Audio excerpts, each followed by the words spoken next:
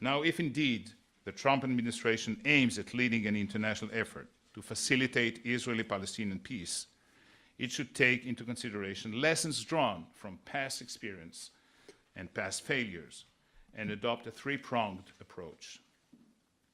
It goes without saying that any process should comprise bilateral negotiations. However, not as an exclusive course of action.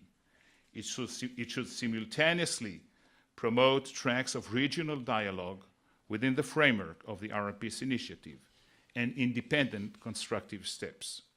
Such steps will allow preserving the conditions for a two-state solution through a gradual creation of a two-state reality.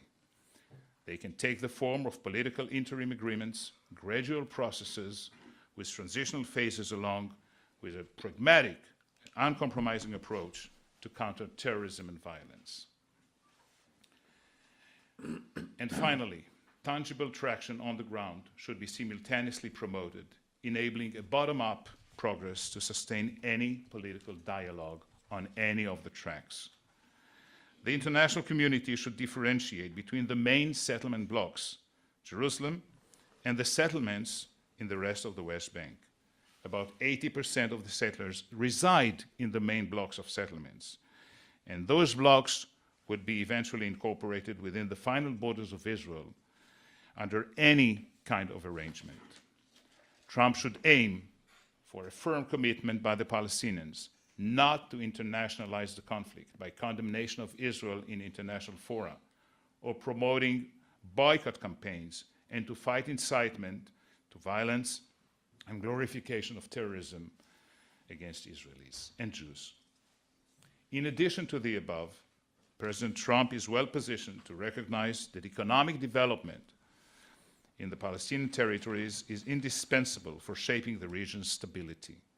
A Marshall Plan for Palestinian development, preferably led by the US, should invite the relatively moderate Sunni Arab states, the Arab Quartet, to be partners of Israelis and Palestinians.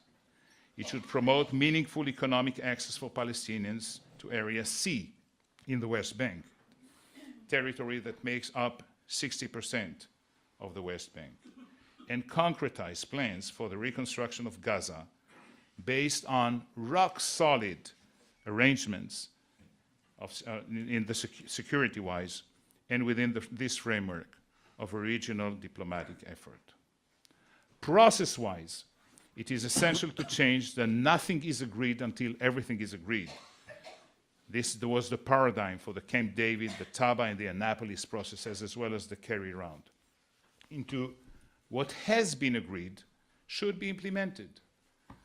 Such approach would provide the ground for an arrangement on boundaries, security, statehood, and economy. Add to that mutually coordinated independent Israeli and Palestinian steps in line with the two-state reality. Subsequently, the negotiations over Jerusalem and the refugees will continue in a state-to-state fashion, as well as within a regional framework.